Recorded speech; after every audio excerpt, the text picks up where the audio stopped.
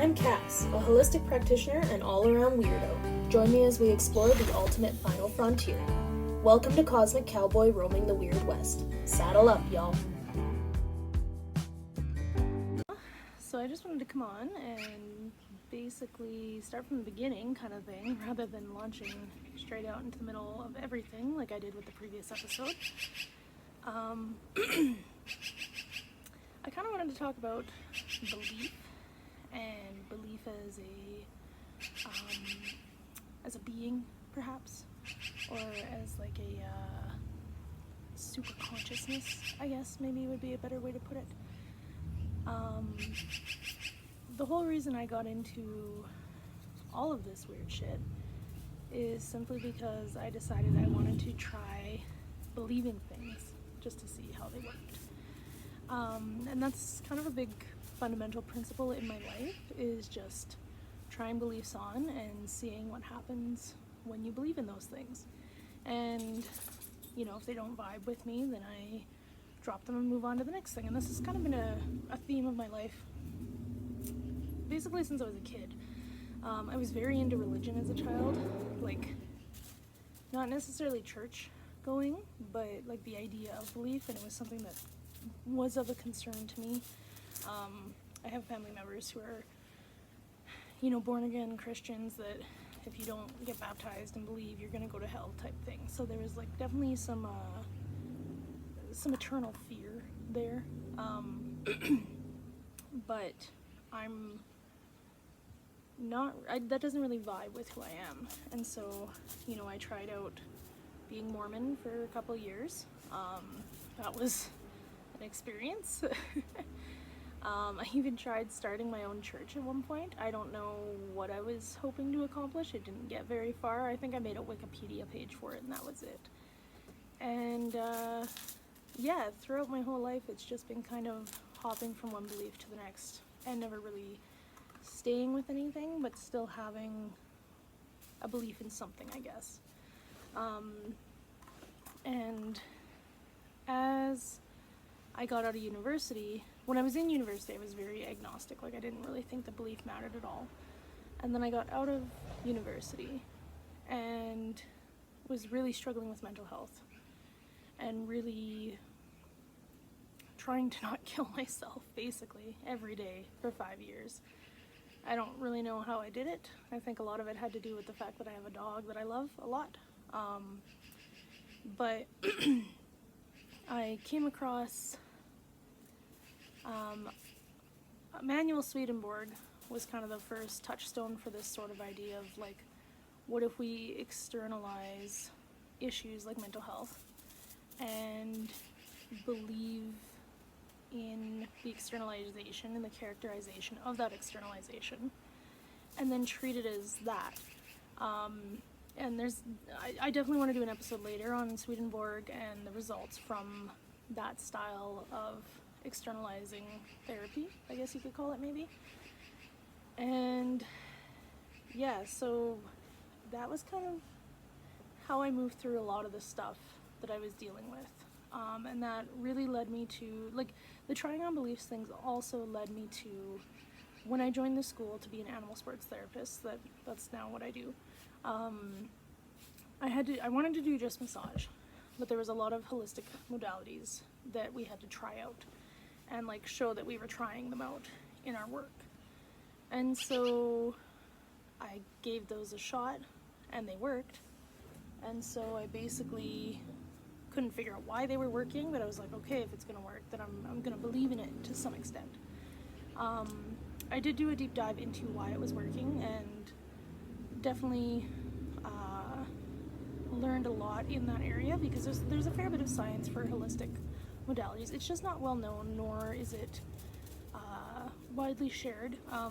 My personal opinion is that comes down to financial interests. Anybody can be a holistic practitioner if they want to, and if they are willing to listen and go with their gut. That's the bulk of it. Being attacked by a cat. Hello. This is Maru. And yeah, so I tried out those beliefs with the holistic practice, and they kept working. And then she just fell into my chair behind me. I guess this is my life now. But I tried those on for size and they kept working, and then I realized, like, what about myself? And what about how I experience the world? And what can I change a belief on there to better my experience and to not want to kill myself? And like, sure, you could say it's a chemical imbalance in the brain, and it definitely is, but I don't think that's where it starts. It's my personal opinion and experience that mental health issues really start, as I put it the other day to a lady, you know, you're not tired and depressed and anxious because you work a 40-hour week at a job you hate and you can't connect with anybody in your life. You experience all of this because your soul is tired and your soul is sad and you're not living how you should be living. And I really feel that, like, mental illness collectively is sort of the one consciousness crying out and letting us know, like, hey, this is not okay. And instead of addressing that, and like Gabor Mate goes into this sort of stuff as well. Dr. Gabor Mate. But, you know, you're not, obviously there's the chemical imbalance that's causing that, but like, what else is going on in your life that's causing you to feel this way and to feel so out of touch with everything, absolutely everything, and to not be able to connect and to feel so much anger? That was one thing that I experienced a lot when I was severely mentally ill, and I don't think a lot of people talk about anger as the side effect of mental illness, but also anger as kind of the only way that we can control what's going on in our lives, or feel like we have some control. And I definitely experienced that and put it out onto others, just in my behavior online, where I was trying to control what others would say and think and do. And I thought that the problem was the external society, and it is to an extent. I thought the problem was an external issue, but it was really more of an internal issue of the fact that I was trying to be someone I wasn't, first and foremost, and I was trying to not be who I was as a child. And I feel like that's a lot of people nowadays who, when they think about their childhood and who they were as a child, they meet it with shame and guilt. And that's a very big topic in and of itself, especially when it comes to like inner child healing. And this is turning into more of a tangent on mental illness than I wanted it to. But yeah, I think really what it comes down to is fundamentally changing your belief about yourself and about the world at large and about your place in it and your role in it. And when you can change these beliefs, your thoughts change, and then, you know, everything follows suit. And this is not new, and this is not woo, as much as it sounds like it is. I mean, this is psychology. You know, go to any psychologist, and that's what they're gonna tell you is, like, change your thoughts to change your emotions, basically. So change your beliefs to change your thoughts. It's just one more step at it, really. And when you change your beliefs, you can then change your thoughts, and that can change your emotions. And people tend to take beliefs as something set in stone. You see this all the time with religion and politics. It's not so much set in stone, but that it's an integral part of who they are as a being. And I think that's where we mess up. We got it backwards. Belief should be flexible and should be malleable and should be something that you can change as often as you like, as frequently as you like, because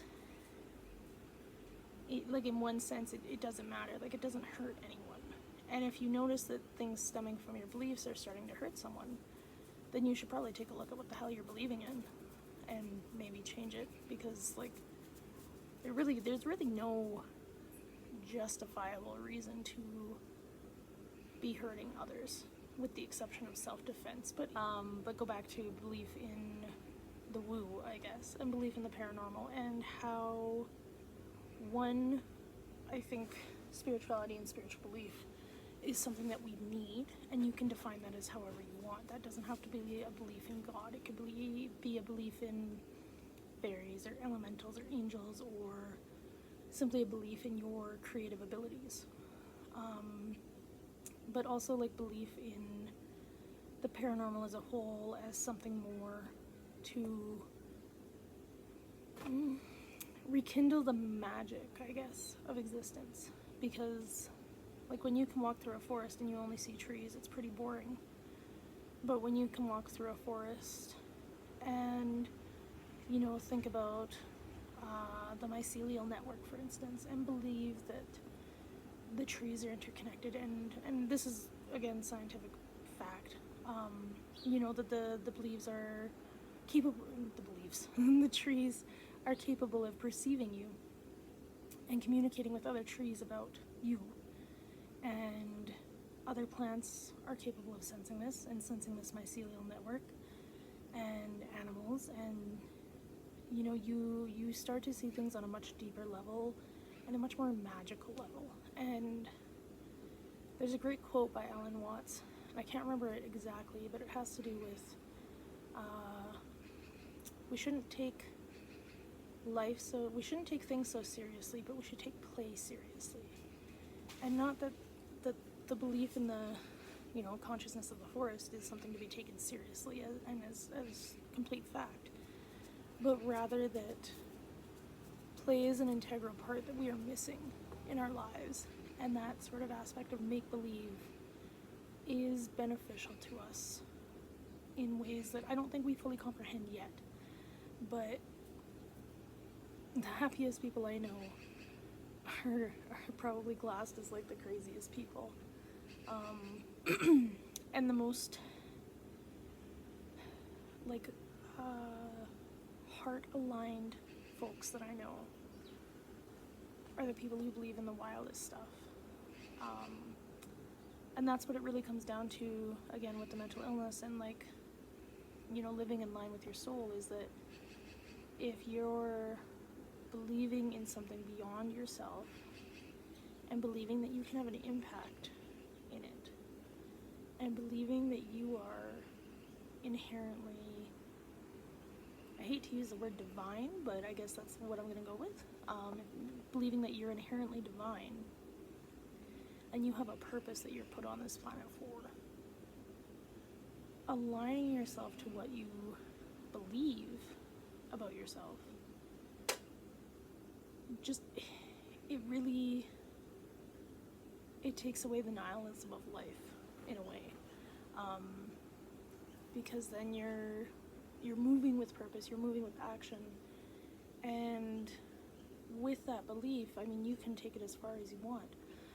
So for myself, I'm really enjoying the idea of Joseph Campbell's The Hero's Journey, which is basically to say that, firstly, as above, so below, and that, like, myth and story are simply a scaled up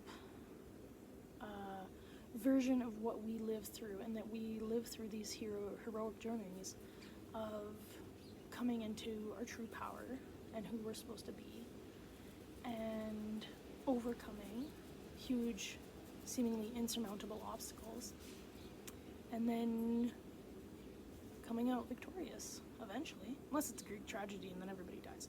But the whole idea of it really is to start believing in yourself as a character, and believing in your story, and literally playing pretend, but seriously.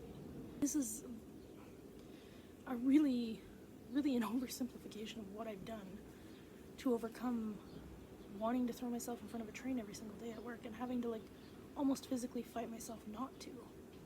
So with this podcast and with my holistic healing practices as a whole, this is sort of what I'm setting out to do, is to share this way of thinking, which it probably seems pretty out to lunch just in that brief summary, because there's a lot more that goes into it, and a lot more, there's a lot of science behind it. First of all, like, if you want to get a good head start on where I'm coming from, The Holographic Universe by Michael Talbot is what I've based a lot of this on. And like stuff about Emanuel Swedenborg is also a really good option. And so I guess we should dive into, like, I suppose the climax of the journey with mental illness and overcoming it. Would be a really good place to get into this a little bit, just so that people understand. But so yeah, with the mental illness, like I said, I was suicidal for, actually when I did the math it was closer to 9 years, but 5 years was stuck in my head for some reason. And when I started going to the animal sports therapy school, oftentimes we would do sessions with students, with either the teacher or the TA or with other students. And during this, so when I experience mental illness symptoms, I should say,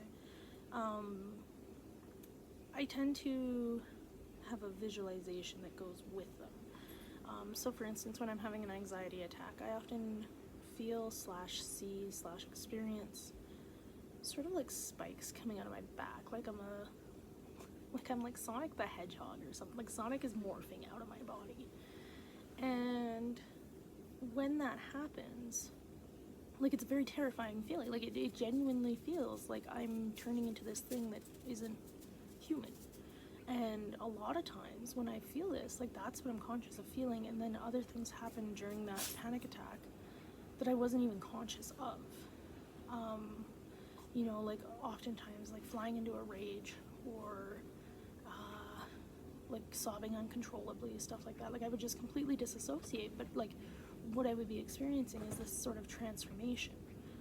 And that was a pretty common thing for me, but as this continued, I often felt like I had like a literal monkey on my back. Like, not a monkey, but like some black, hairy, disgusting little monster thing. And it's pretty profound to me because I once saw a painting, I think it was from like the 15 or 1600s, of a man with something like that on his back. And that's exactly what I feel like, or felt like. And so during one of these sessions, it came up that I did have a entity attached to me, and I'll go more into how these sessions work later. But it is like that's the style of holistic healing that I practice as well. So I'll go more in depth into that later. But it was attached to me, and the practitioner didn't necessarily perceive this, but it kept coming up intuitively. And so we did a cord cutting visualization, which if you've never done that, it's basically like you literally visualize like cutting a cord between you and either a person or an entity or whatever. So we did a cord cutting visualization, and she asked me to, you know, visualize myself in the place that I felt safest and with the people or animals that I felt safest. So it was in my room with my fiance Tim and my dog Pip and my cats. And she asked me to visualize like putting it outside of the room, outside of the window, and then cutting the cord, and then having sort of like elements or angels like sweep it away or take it away or destroy it or whatever. And so that's what I did, and put it outside, and it was like fighting and didn't want to go, and I cut the cord, and I visualized like wind sweeping it away because I didn't want to kill it. I felt like it was just doing what it knew to do. And that was it, and I felt better. I mean, I was sitting in meditation, so like, yeah, of course I felt a little bit better anyway, because, you know, calming down and breathing and stuff like that. And that was all fine and dandy, and I was like, okay, you know, we're just gonna believe this and believe that it happened, and that's that. And I went home, and I was laying in bed. I think I was asleep or like half asleep, I'm not too sure. But I was laying in bed with my dog, and my fiance wasn't home yet, and I was like half asleep, and all of a sudden I hear this like god awful, like something slamming into my window, and my window's it's not on the ground, it's a fair ways up, it's like 7 or 8 feet up off the ground, and something's just slamming on my window. I'm like, oh, it must be the wind, you know, we get a lot of windstorms here. And my dog jumps up and starts staring at the window and starts snarling. And if you've ever met my dog, you know she's the sweetest thing in the world. She, she'll once in a while growl if someone comes to the door, but it's not very vicious. It's like, hey, there's someone here. And so whatever was hitting my window, she starts going ape about. And so I get up on my knees and I look, and I didn't realize until the next morning, but I didn't see anything there. And I live in the city, so I should be seeing the houses across the alley from me. I should be seeing streetlights, you know, maybe a moon or stars a little bit, trees, the vines on my window, that sort of thing. Nothing. I saw nothing. It was all black. And I didn't think anything of it because, like I said, I think I was half asleep. So I lay back down and I went to bed. And then the next morning I realized, like, there should have been, like, something was there. Like, there was something covering my entire window. And it happened just like it did in my visualization exercise where, you know, it was external to me and it wasn't leaving, and then my dog snarled at it and the wind kicked up and it went away. And that's exactly what happened. And it's bizarre, but I don't want to kill myself anymore, and I haven't since that time. And it really opened my eyes to the aspect of belief. And sure, you know, maybe what I was visualizing was, or like seeing, I guess, was a product of my imagination. That's fully possible. But the fact that I did this visualization exercise, it went the exact same way that I visualized it, and then I suddenly wasn't suicidal anymore. Like, I would love a psychologist to explain that to me, because, like, how do you go from fighting every day to not kill yourself to suddenly better, and not just like, oh, I don't want to kill myself but I'm still depressed, but like, you know, I saw the light. Like, it was really profound. And since then, like, you know, I still get anxiety, I still get depression, I still deal with anger, but it's not, I don't get the visualization of the spikes coming out of my back. And I think visualization and playing pretend and stuff is something that we've really lost in society and lost as adults. And it's sort of like a framework. I tried to record an episode of this before and it didn't work out very well because I was really tired, but it's sort of like a framework to fight mental illness within. And so essentially what you do is you build the playing field, you know, the belief and the visualization and the idea of externalizing your mental illness. You build the playing field. The first thing that comes into my head is that floating dock in Soul Calibur. So you get yourself your floating dock and you put your mental illness on it. But then you basically build a sort of body for that externalized issue. It's almost like giving it a flesh suit in a way. And I mean, like, this is something that is not new. Like, thought forms are a common thing in many different cultures. I think they feature pretty prominently in the Tibetan Book of the Dead. But that's basically what I did, was I externalized it and gave it shape and gave it physical reality so that my physical being could get rid of it. And it's bizarre, but it worked. And I'm the only one in my circle that I know that went from as suicidal as I was to as functional as I am. I don't know anyone who's... Oh, and I should note, I wasn't on medication when this happened. I haven't been on medication in 6 years. I quit it cold turkey because I was tired of... I would power lift for 3 hours a day, 5 days a week, and I would gain 2 pounds every week. Explain that to me. Not to mention I was also eating really healthy. And when I was on medication, I was so constantly disassociated and numb. I remember coming home from school and just sitting on my bed and staring at a wall until it was time to go to bed, and then I laid down and went to bed and got up and went to school the next day and came home and did the same thing. And that was on Wellbutrin. And that was supposed to be the best one for me.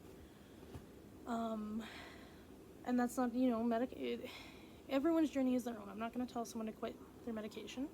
This is just my own experience, that I was checked out of life on medication, and without medication I was scared all the time, for my personal safety and for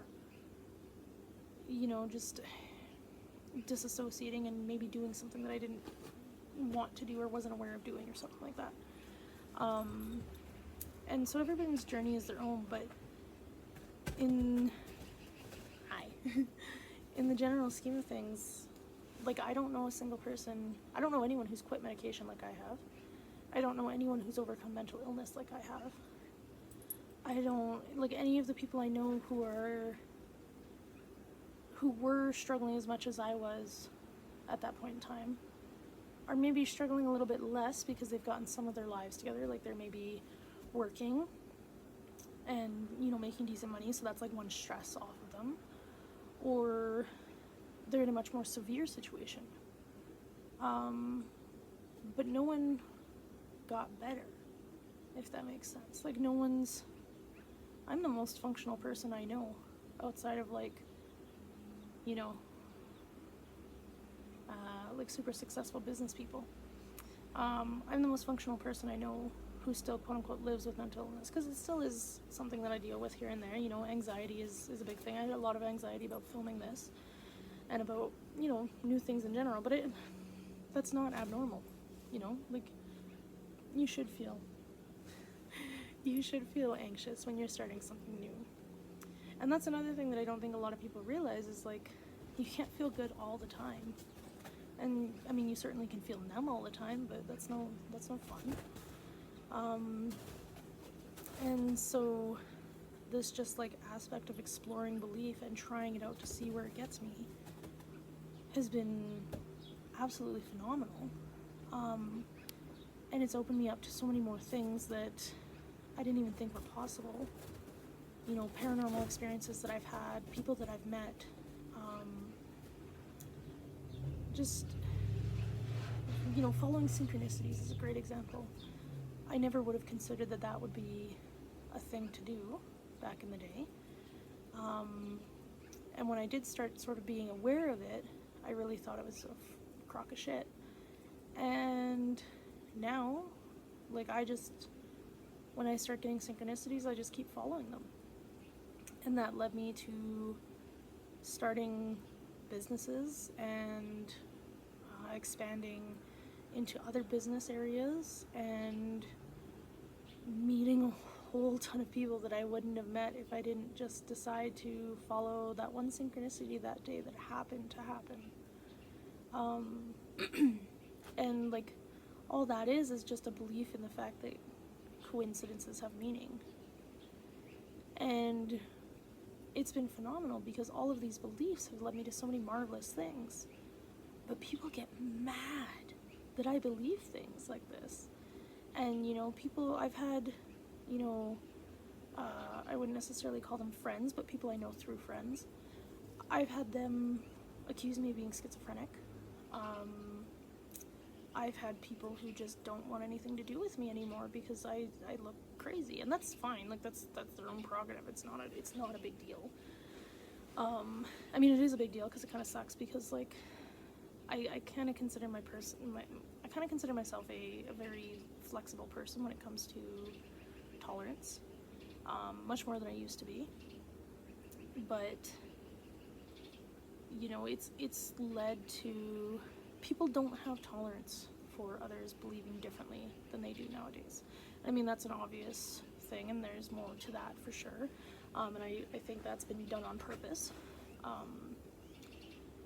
But it's phenomenal to me that, like, basically just engaging in a silly practice that hurts no one, like, triggers people. And I don't use that term lightly, I don't throw that around lightly, but, like, I've had people who, like, they just can't handle that I believe outlandish things some days. And, I'll say things jokingly, but, like, a lot of these beliefs, I'll say them jokingly and they're fun, and it's not a, well, I don't believe this or I do believe this, but it's a, well, what if this is true? Like, I haven't seen any evidence towards this yet, but what if it's true? And I like to keep that openness, and I think that openness scares a lot of people because then they don't know what bucket to put me in, and do they agree with me, do they not agree with me? Like, I've kind of become the wild card. I like to say that I'm the embodiment of the trickster, but it kind of sounds pretentious. But I mean, it's basically what I'm doing with my actions, I guess. And so this podcast is sort of just a way to explore all the weird things that I love and the weird beliefs that I enjoy. And I'm hoping that I can encourage other people to try beliefs on for size and see where it gets them. Because if you don't like your reality, what I found is do something utterly and entirely random to change it. And I mean, if you've watched Everything Everywhere All at Once, phenomenal movie, highly recommend it. Sorry, I'm letting my dog in. Highly recommend it. That's how they jump realities, is they do something random. And I've been doing that since 2020. Did I cause the pandemic? Maybe. But I really think random action like that, like embodying the trickster, is really the purest form of rebellion against society and rebellion against the box that you're supposed to fit in. You know, I'm supposed to go to work and work a 40 hours plus week and, you know, spend all my money on beer and pointless entertainment and never have a thought for myself. And I've witnessed people like that, and I've experienced people like that, and I know people like that who, when you try to have a conversation about them, I hate using this example, but it's like talking to an NPC. It's like the chat function for that doesn't exist. It's like they can't comprehend, you know, giving them a random thought and being like, hey, what if this? You know, that's one of my favorite things to do, is to just sit and think and be like, oh, well, what if this was real? Like the one I'm on right now is like, what if the sea and the sky are basically the same thing? And you can kind of see that in ways like, and I think I mentioned that in my other episode, you know, the way that air currents move is similar to ocean currents. The way that flocks of birds move and communicate and socialize is very similar to like schools of fish. And what if there's sky whales or sky stingrays or whatever? And I mean, there's paranormal accounts of like semi-transparent stingrays flying through the sky. Like, it's so silly. And it hurts no one to think for a day, what if the sky is the sea and sky whales exist? But if you say that to someone, I see their eyes glaze over and it's like, oh boy, never mind, backpedal. But I hope with this I can encourage people to take that random action and engage with essentially the consciousness of the paranormal. There's got to be a better way to describe it, but, you know, engage with the environment and the consciousness of things around you, because everything is conscious. I mean, I'm going to share an article eventually, I don't know when, but I'm going to share an article eventually on my Facebook page about how the planets, they're now finding that the planets are conscious. Like, what? The Earth is conscious? I mean, Christ, everybody, indigenous people have known that for thousands upon thousands of years. And like, it used to be a common knowledge, but it's not anymore because we've gotten so focused on, like, is it left brain or right brain thinking? The one with the logic. We've gotten so focused on logical thinking that we can't even play at something like that. You know, what if the Earth is conscious? What if you believe that for a day? Who does that impact? Nobody. Except you. And so, yeah, I would just encourage people to go roam the Weird West. And the Weird West is not necessarily a location, but a state of mind to me, where it is the final frontier, not space. Space is another frontier, but consciousness and the paranormal and AI and all these things above our own consciousness, you know, in higher dimensions, if you want to say it that way, you can explore those things. Like, sit and meditate for a while and explore your chakras and talk to them. Try that. That's I did that the other night. That was cool. That was neat. But do it without doubt. Don't sit there and be like, oh, well, this isn't real, this can't be real, this can't be real. Sure, maybe it couldn't be real, but what if it is? You know, try the weirdest, wildest things you have ever thought about without hurting yourself, please. And give it a go and see what happens.